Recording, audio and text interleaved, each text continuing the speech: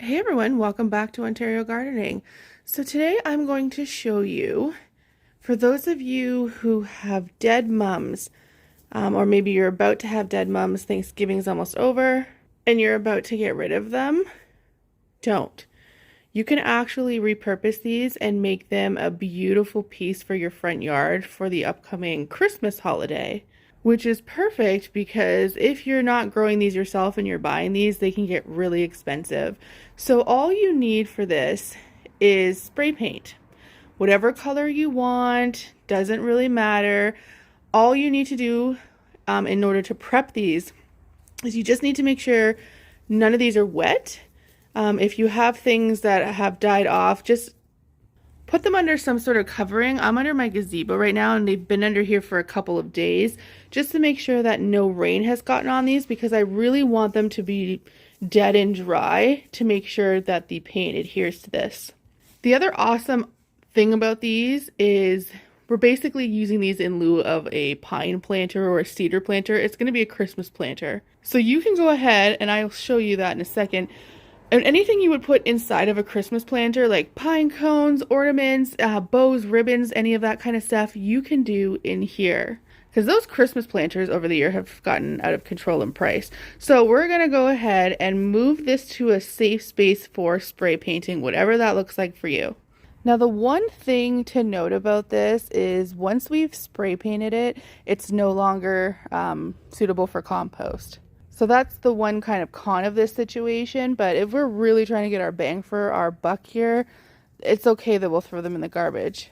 So the next thing you want to do is grab a can of spray paint, whatever color of your choice, and we're simply just going to spray these. The one thing I am going to note to you guys is if you are doing a color and you're spray painting it and you're finding that it's just not really showing up, so this actually was a two-toned mum, as you can see.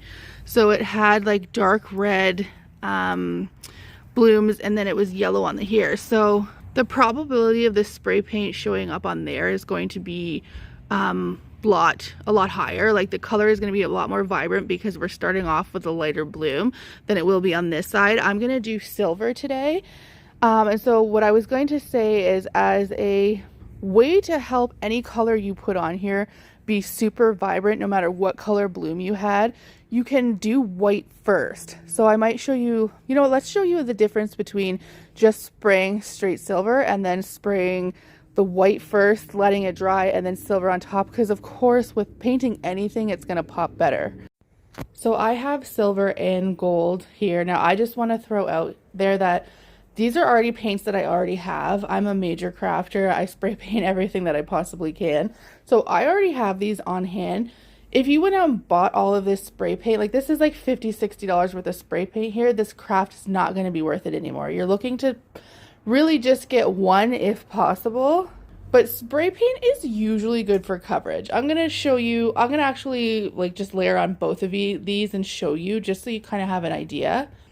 I think if you're probably doing this craft, you're like probably not doing hot pink, but I mean, maybe you are, I don't know. But usually people are picking silvers, golds, blues. It might be the blue that you would have a problem with, but I'm going to show you. So this is silver. And it really is going on not much of a problem. I'm not going to tell you how to spray paint. I would just hold the can to semi-decent distance away, but that is silver on the yellow part, and then I'll just show you some silver, what it looks like.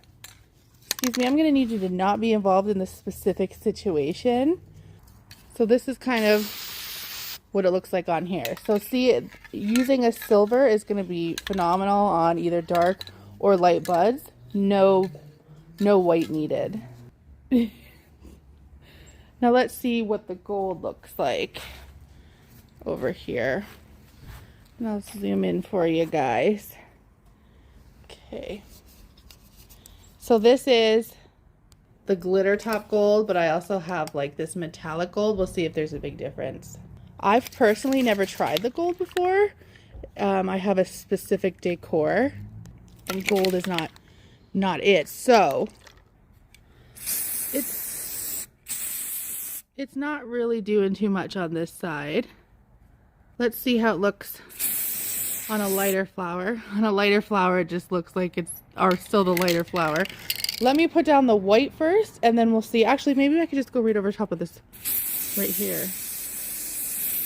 Okay, so when you go on top of the white, it's not as bad. When you go on top of a lighter color. This still just isn't for me. Using a gold, in my opinion, just my opinion, if you like it, don't listen to me, it looks exactly like a dead mum. Like it really just kind of looks very similar to that dead mum. So I'm going to go ahead and follow my silver pattern, maybe throw in a little couple touches of blue. I'll show you what it looks like when it's completely spray painted over, and then we'll go from there. Okay, so I have gone ahead and did one layer. I know it's really hard to convey on camera what color of this actually is, but I did the silver. Now, the one thing I wanted to point out when you do this is you're likely going to use the entire can to do both of these. It depends how many you're doing. So I've used quite a bit to do one. With one can, I'll probably get 2 mums, I would assume. So I did one layer. You really want to make sure you're getting all of the greenery as well, just to really make sure that it's not dark on you, it's really popped. Now, as you can see, the back. So basically you're spraying away, and wear a mask and gloves if you need to. I just have a lot of experience with spray paint, so I've got a mask on, but I don't have gloves. So if you look on the back, because I went through one way, underneath still is pretty brown. So if you want to if you like the way that this looks, fine. But if you think you want it to pop just a little bit more, come back in and do a light spraying from behind your buds. And I'll show you what that looks like. So basically you're going to come in, you're getting behind the buds, and that's when you're going to nail, you're going to nail the buds just in behind too. And you're just really making sure that all of this is as silver as it can get. Okay, I have my plant spray painted silver. It is dry, and now it is at this point, if you wanted to add decorations, you can. I have different colors here and different things because when I've done planters over the years, I've saved my pieces. I don't want to keep going to the dollar store every year and repurchasing the same things over and over. That, to me, that's just financial insanity. So I'm going to use what I have to just throw some decorations in here and just kind of show you an idea of what it would look like. Now, if this is your first time doing this, by all means, go purchase the ones that you'd want to see in there and use all the time. Some people put Christmas bulbs in there, and that's really cute. So here's a little baseline. I'm actually going to go grab some Christmas bulbs to put in here to show you guys what that would look like. Now you could, of course, throw a whole bunch more in there. I just did 4 just to kind of give you guys an overall feel of what this would look like. Dollar store has plastic bulbs, and I highly suggest you do plastic. I actually just took these off of my own Christmas tree because I have had golden retrievers for over a decade now, and their tails just swoop everything off of our tree, so we've been plastic for a while.